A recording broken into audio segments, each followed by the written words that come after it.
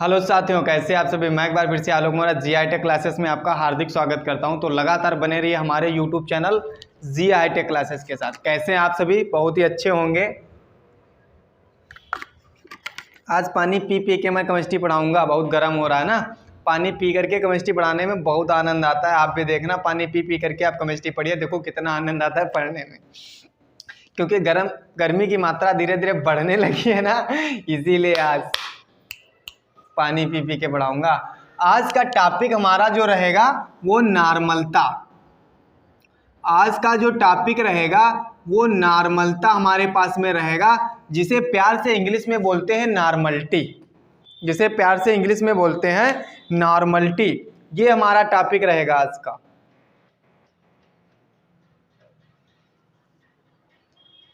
क्या टॉपिक है हमारा? नॉर्मलता टॉपिक है हमारा, जिसे प्यार से हम इंग्लिश में बोलते हैं नॉर्मलिटी। क्या बोलते हैं? नॉर्मलिटी बोलते हैं, जिसे इंग्लिश में प्यार से हम नॉर्मलिटी बोलते हैं। ये आज का हमारा टॉपिक रहेगा। थोड़ा सा वीडियो बड़ा होगा, लेकिन समस्या प्रॉब्लम मत लीजिएगा। कोई प्रॉब्लम नहीं आनी चाहिए तुमको, आराम से मैं बताऊंगा। देखो, होता कुछ नहीं है नॉर्मलता में। क्या होता है? डिफिनेशन सबसे पहले लिख लीजिए। डिफिनेशन नॉर्मलता की क्या होती है? विलयन के 1 लीटर में विलीन, लिख लीजिए, विलयन के 1 लीटर में विलीन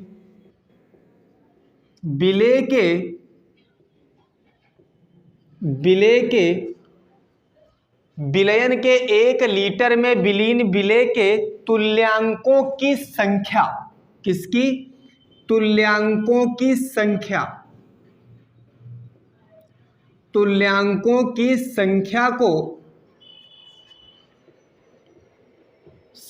को क्या कहते हैं? विलयन की नॉर्मलता कहते हैं।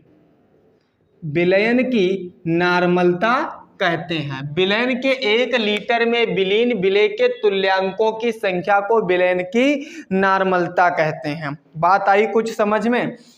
विलयन के 1 लीटर में विलीन विलेय के तुल्यांकों की संख्या को विलयन की नॉर्मलता कहते हैं। तुल्यांकों की जो संख्या होगी उसे हम क्या कहेंगे? नॉर्मलता कहेंगे। बात आ रही है समझ में? बात कुछ पल्ले पड़ रही समझ में? मतलब 1 लीटर होगा। क्या होगा? 1 लीटर होगा। बात समझ में आनी चाहिए। आज पानी पी पी के मैं पढ़ाऊंगा तुमको। मजा आ रहा है ना?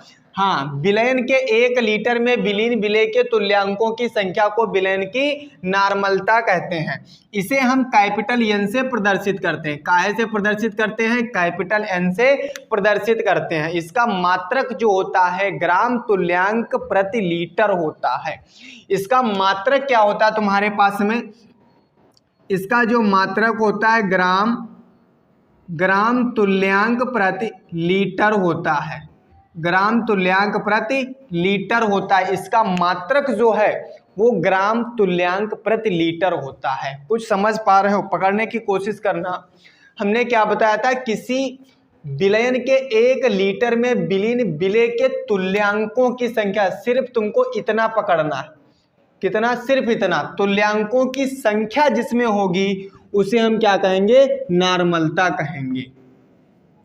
इसे कैपिटल एन से प्रदर्शित करते हैं। इसका मात्रक जो होता है ग्राम तुल्यांक प्रति लीटर होता है। ग्राम तुल्यांक प्रति लीटर होता है। अब देखो, इसका फार्मूला हमारे पास में क्या है? नॉर्मलता बराबर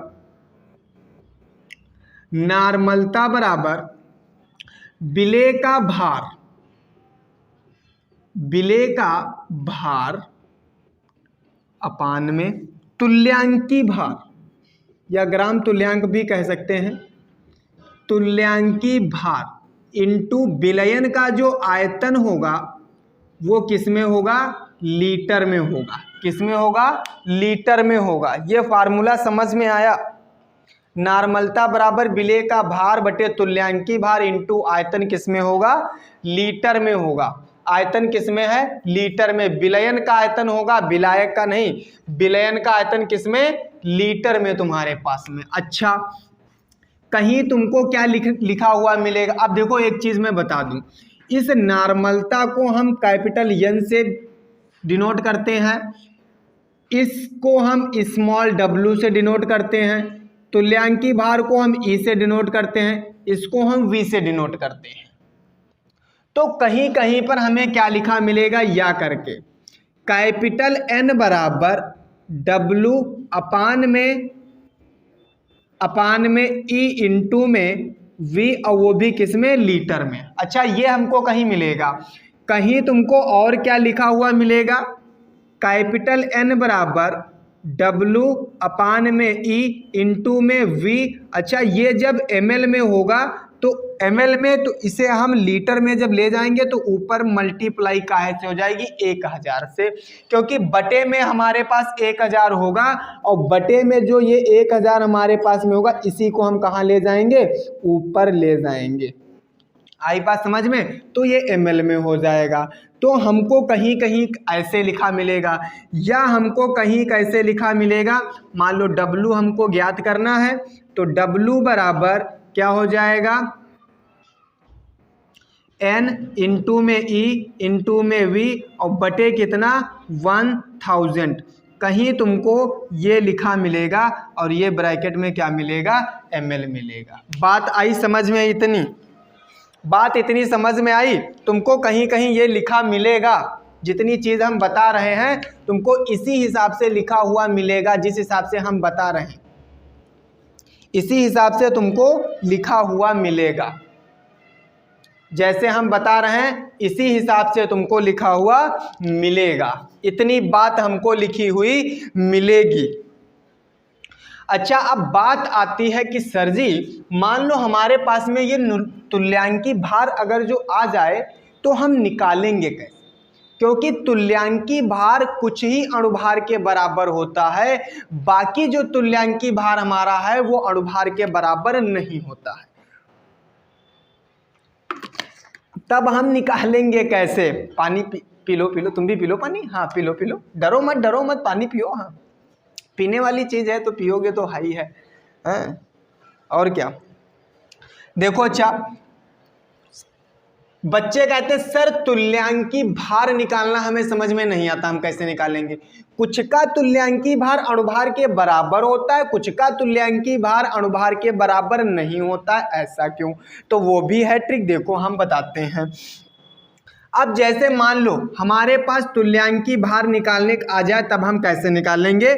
मान लो फार्मूला यहाँ पे हम लिखे दे रहे हैं, तुल्यांकी भार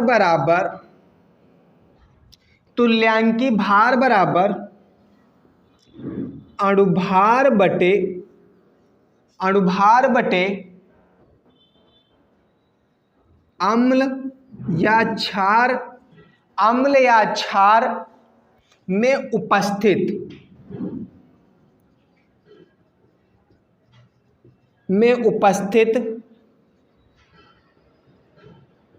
आवेशों या आयनों की संख्या। ये फार्मूला अच्छा तुम्हारे पास में है, क्या है? ये फार्मूला है तुल्यांकी भार बराबर अणुभार बटे अम्ल या क्षार में उपस्थित आयनों की संख्या। चाहे वो अम्ल हो चाहे क्षार हो, उसमें उपस्थित आयनों की संख्या होगी तुम्हारे पास। अच्छा, अब जैसे हम बता दे तुमको, देखो इधर कोई कह दे सर जैसे एग्जाम्पल हमको बता दो, तो देखो जैसे तुम्हारे पास में हम कुछ केमिकल लिखवा रहे हैं वो सारणी तुमको बनाना होगा, वो सारणी बना लो। जैसे यहाँ पे लिख लो अम्ल, इधर लिख लो अम्ल, इधर लिख लो क्षारकता, लिख लो क्षारकता, और एक और बना लो, उधर लिख लो अणुभार, इधर लिख लो तुल्यांकी भार, ये लिख लो। अच्छा, जो अम्ल जैसे मान लो हमारे पास में है HCl, कोई अम्ल होगा हमारे पास में, इनकी क्षारकता जैसे H+Cl-, देखो सिंगली तो है तुम्हारे पास में, तो इनकी क्षारकता उस पे प्लस और माइनस आयनों की संख्या होगी। कितनी तुम्हारे पास में 1। अणुभार इसका कितना होगा 35, 35.5 और 1 36, यानी कि 36 कितना 5 तुम्हारे पास में। अब तुल्यांकी भार बराबर अणुभार बटे क्षारकता या अम्लता क्षार में उपस्थित आवेशों की संख्या। HCl का क्षारकता कितनी 1। हमने अभी हमने तुमको तोड़ के बताया कैसे, H प्लस और प्लस Cl माइनस, यानी कि देखो प्लस एक सिंगल उपस्थित और सिंगल माइनस उपस्थित है। इसी तरीके से तुम्हारे पास में इसकी क्षारकता कितनी 1 तुम्हारे पास। अणुभार 35, 35.5 और 1 36, 36.5। तुल्यांकी भार अभी हमने फार्मूला बताया, अणुभार बटे अम्ल क्षार में उपस्थित आवेश या आयनों की संख्या, तो 36.5 बटे 1 यानी कि 36.5 तुम्हारे पास में। दूसरा जैसे मान लो हमारे पास में आ जाए NaOH गिव्स दैट, NaOH को अगर हम तोड़ लें मान लो, तब हमारे पास में कैसे होगा। NaOH को अगर जो हम तोड़ेंगे तो Na प्लस OH माइनस, यानी कि सिंगल प्लस सिंगल माइनस, यानी कि क्षारकता या 1। अणुभार सब लोग जानते हो 40, तुल्यांकी भार अणुभार बटे क्षारकता या अम्लता कितना तुम्हारे पास में 40 बटे 1, कितना आ जाएगा टोटल 40 तुम्हारे पास में। दूसरा अगर जो मान लो हम मान लें NaCl मान लें, तो इसमें 1, इसका अणुभार कितना 58.5, तुल्यांकी भार बराबर अणुभार बटे कितना अम्लता क्षारीयता तुम्हारे पास में 1, तो टोटल कितना आ गया 58.5, सॉरी 1 नहीं 58.5 तुम्हारे पास। अगला अगर जो ऐसे हम मान लें, जैसे हमारे पास में दिया हो HNO3 नाइट्रिक अम्ल तुम्हारे पास दिया हो, नाइट्रिक अम्ल को हम तोड़ेंगे तो H plus plus NO3 minus का टूटेगा प्लस का 1।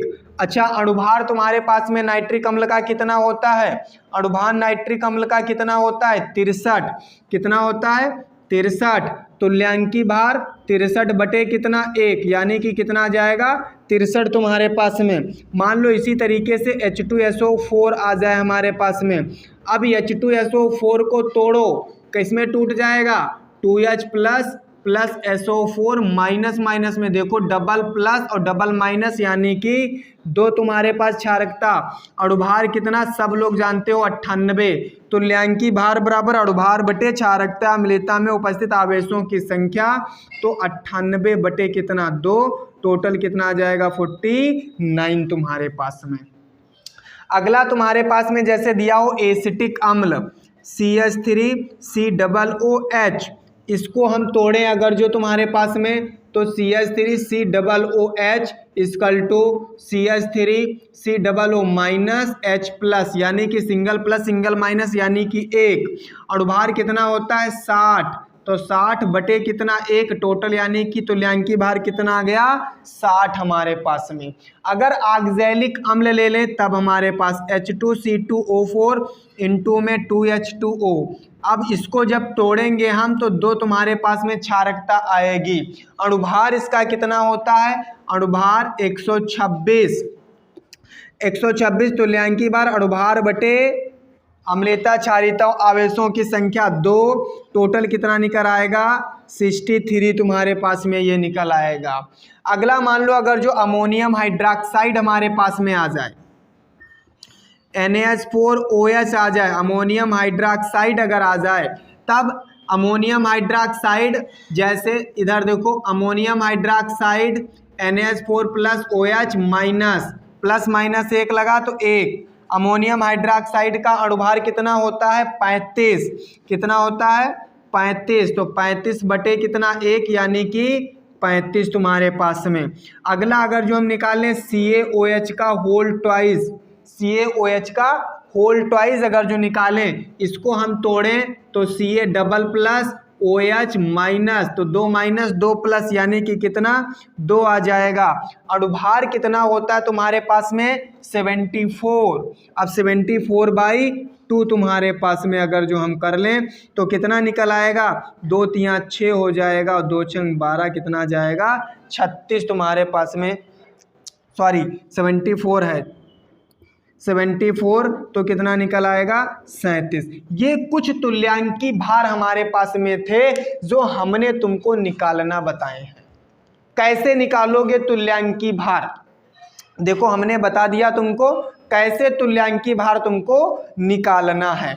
इसी तरीके से तुमको सारे तुल्यांकी भार निकालने हैं और फार्मूला तुम्हारे पास हमने बता दिया, नार्मलता बराबर विलेय का भार बटे तुल्यांकी भार इंटू आयतन किसमें, लीटर में होगा। ये हमने फार्मूला बता दिया, एक ये बताया, एक ये बताया, एक ये बताया। तुमको इसी टाइप से फार्मूले तुमको मिलेंगे। इस पे कुछ दो